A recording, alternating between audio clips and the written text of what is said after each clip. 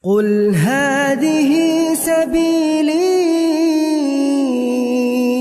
أدعو إلى الله. Assalamualaikum warahmatullahi wabarakatuh. Alhamdulillah, kita ketemu lagi di channel Pemberantas Kemaksiatan Kaum Muslimin.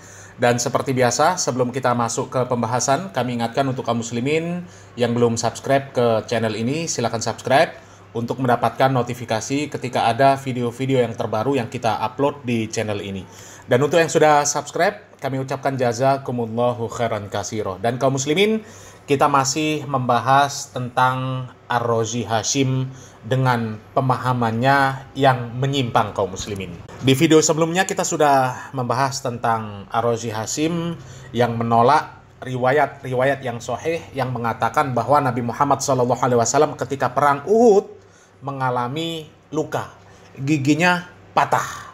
Ya. Ar-Razi Hasyim membantah riwayat tersebut hanya karena perasaan, hanya karena akal. Kata dia, mustahil Nabi Muhammad SAW terluka. Sedangkan orang yang mau nebas Nabi Muhammad SAW, kemudian Nabi Muhammad SAW menyebut Allah saja, pedang orang tersebut jatuh. Bahkan Ar-Razi Hasyim menyebutkan riwayat yang nggak tahu itu riwayat dari mana. Ada seorang sahabat yang terluka di betisnya, bahkan terbelah. Kemudian Nabi Muhammad SAW membaca bismillah, kemudian luka tersebut langsung tertutup. Ya.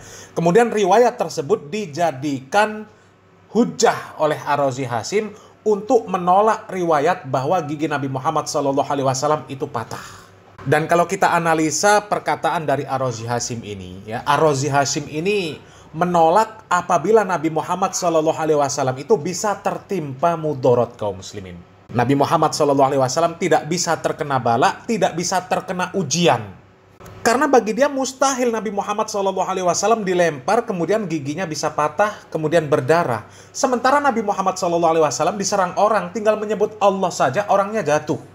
Ya. Luka sebesar apapun, Nabi Muhammad SAW tinggal membaca bismillah, selesai lukanya, hilang. Jadi Ar-Razi Hasyim ini menolak riwayat tersebut kaum muslimin. Padahal riwayat tersebut sahih, diriwayatkan oleh Al-Imam Bukhari dan Muslim. Ar-Razi Hasyim bukan sekedar mendoifkan, tapi menolak hadis tersebut kaum muslimin. Nggak percaya. Ya, sementara di sisi lain, Ar-Razi Hasyim merendahkan Syekh Al-Albani karena mendoifkan hadis yang diriwayatkan oleh Al-Imam Bukhari. Dan dia merendahkan Syekh Al-Albani, mengatakan seandainya ada perbedaan antara Imam Bukhari dan Syekh Albani, siapa yang bermasalah? Ya. Dia mengatakan Albani yang bermasalah. Sementara dia menolak hadis riwayat Bukhari dan Muslim, hadis yang sahih. Ya. Dan kalau kita balik perkataannya, yang bermasalah di sini siapa? Apakah Ar-Razi Hasyim? Apakah Al-Imam Bukhari dan Imam Muslim? Ya. Dan Ar-Razi Hasyim ini kaum muslimin, ya, kalau dilihat dari video yang sudah kita bahas sebelumnya, murni menggunakan akal dan perasaannya saja kaum muslimin untuk menolak riwayat yang sahih tersebut. Ya. Dia menganggap seolah-olah Nabi Muhammad SAW ini manusia yang nggak bisa terkena ujian, bala, nggak bisa terkena mudorot. Andai ada bala yang menimpa Nabi Muhammad SAW, Nabi Muhammad SAW tinggal baca bismillah atau berzikir menyebut nama Allah, maka bala, ujian, musibah tersebut langsung hilang. Jadi dianggap seolah-olah Nabi Muhammad SAW ini manusia yang tidak bisa terluka. Padahal di dalam Al-Quran, Allah Subhanahu wa Ta'ala jelas mengatakan, Qul innama ana basyarum mislukum yuha ilayya annama ilahukum ilahu wahid. Di sana dijelaskan bahwa Nabi Muhammad SAW itu manusia seperti biasa. Manusia biasa. Bisa terluka, bisa bersedih, bisa tertawa, bisa berduka. Sama seperti manusia biasa. Hanya saja Nabi Muhammad SAW ini diberikan keistimewaan sebagai nabi, sebagai rasul, diberikan wahyu kepada beliau SAW. Adapun kejadian-kejadian ada yang di luar nalar, yang tidak bisa dicerna oleh manusia, yang mustahil dialami manusia. Ya, akan tetapi di sisi lain Nabi Muhammad SAW ini seperti manusia biasa juga. Bisa sakit, bisa terluka, bisa sedih, bisa menangis, bisa tertawa. Jadi meskipun Nabi Muhammad SAW itu adalah seorang nabi, seorang rasul, akan tetapi sifat-sifat kemanusiaan tetap ada pada diri beliau. Jadi kalau kita memahami sifat Nabi Muhammad SAW seperti yang difahami oleh Ar-Razi Hasim, ya, seharusnya kisah-kisah tentang Nabi Muhammad SAW sakit, ya, kemudian kisah-kisah Nabi Muhammad SAW itu diusir. Ketika Nabi Muhammad SAW berdakwah di Taif, Nabi Muhammad SAW dilempar dengan batu, dilempar dengan kotoran, maka seharusnya ditolak kaum muslimin. Kita tentu pernah mendengar Nabi Muhammad SAW pernah mengganjal perutnya dengan batu karena menahan lapar kaum muslimin. Ya. Kalau kita mengikuti pemahaman Ar-Razi Hasim, seharusnya Nabi Muhammad SAW ini nggak sampai mengganjal perut beliau dengan batu. Kenapa?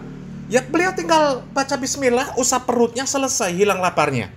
Kemudian pernah Nabi Muhammad SAW demam tinggi, ya, kemudian sampai beliau ini mengikat kepalanya dengan kain dengan kencang, ya, karena Nabi Muhammad SAW demam tinggi, ya, dan itu terjadi sebelum beliau wafat. Dan sudah dikenal, sudah ma'ruf bahwa Nabi Muhammad SAW, ya, menjelang wafat beliau sakit parah kaum muslimin. Ya.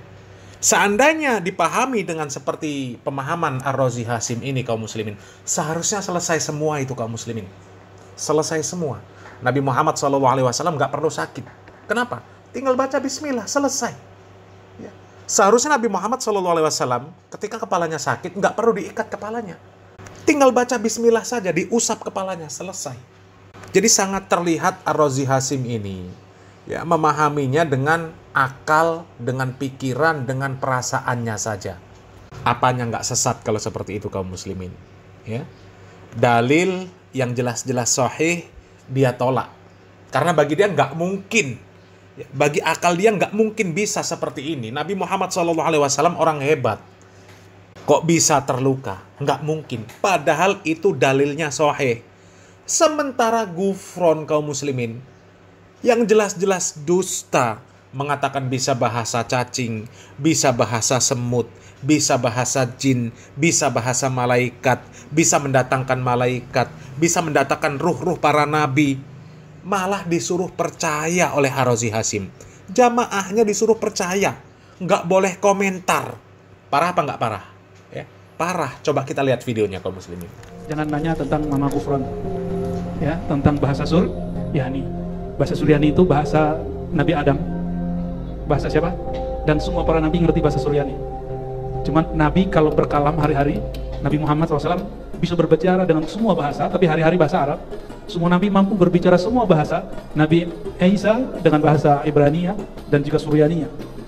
Ya, bahkan ada yang mengatakan Aramaik. Jadi itu di atas Suryani itu disebut, kemudian turun ke Nabi Adam, Nabi Nuh, dari Nabi Nuh pecah nanti itu ya.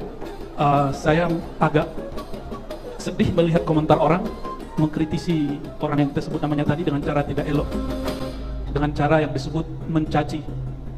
Dia masih muslim nggak orang itu? Masih muslim nggak? Perhatikan, sibabul muslim fusuq. Ini hadis, coba dihafalin. Sibabul muslim fusuq, hadis Bukhari dan Muslim. Sibabul muslim, mencaci menghina sesama muslim. Fusuq, tanda kefasikan, tanda kemunafikan. Saya khawatir orang yang suka komen itu ada kegelapan di hatinya. Nah ini yang mesti kita hati-hati. Itu ujian, Pak. Jadi apapun yang kita lihat di sosial media itu ujian, ngetes hatimu sekotor apa atau sebening apa. Melihat dulu ada Habib Ja'far Al-Kaf, sampai sekarang masih hidup, wali majzub yang dituduh orang gila, Habib Saikhon, ya. Sekarang konflik antara zuriat Wali Songo misalnya dan sebagian zuriat. Itu ujian buat kita. Kita ini terjebakkah dengan emosi itu? Berarti di sini memang ada noda hitam sehingga gampang dipancing, mudah untuk disulut. Jangan-jangan kita bagian dari itu. Nauzubillah min.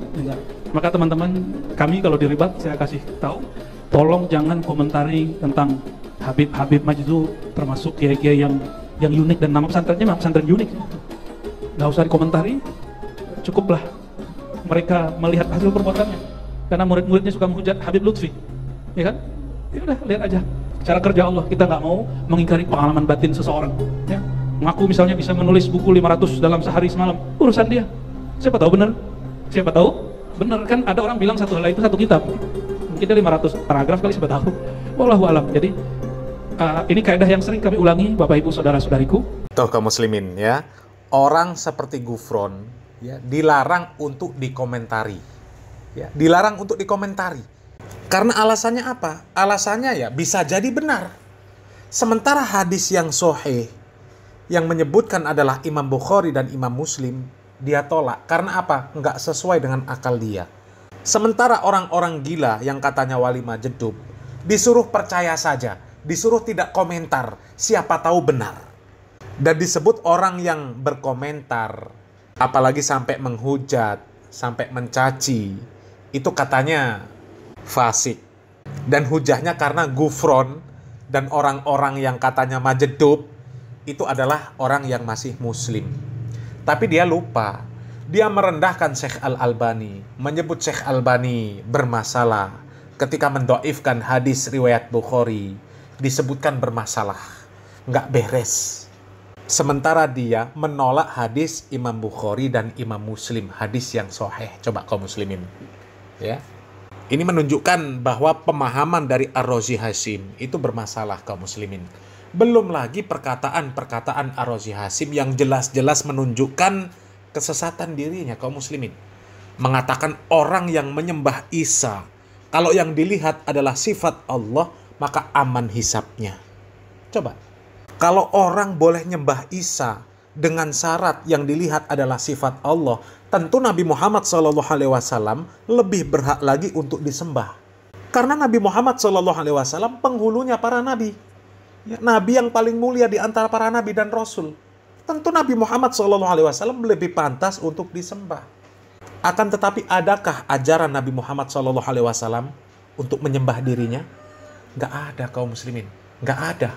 Bahkan di dalam surat Al-Kahfi yang setiap Jumat insya Allah dibaca oleh setiap muslim. Ya, Allah Subhanahu wa Ta'ala di sana menjelaskan tentang sifat Nabi Muhammad SAW, bahwa Nabi Muhammad SAW itu manusia biasa, diperintahkan untuk memerintahkan manusia supaya beribadah hanya kepada Allah Subhanahu wa Ta'ala saja. Ya. Qul innama ana basyarum mislukum yuha ilayya annama ilahukum ilahu wahid faman kana yarju liqa'a rabbih falya'mal amalan sholiha wala yusyrik bi'ibadati rabbih ahada.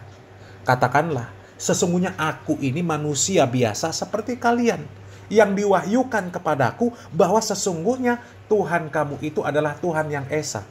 Barang siapa yang mengharapkan perjumpaan dengan Tuhannya, maka hendaklah dia mengerjakan amal yang soleh dan janganlah dia mempersekutukan seorang pun dalam beribadah kepadanya. Kan jelas kaum muslimin. Nabi Muhammad SAW diperintahkan untuk memerintahkan supaya manusia ini mengerjakan amal soleh dan tidak menyekutukan Allah Subhanahu wa Ta'ala dengan sesuatu apapun.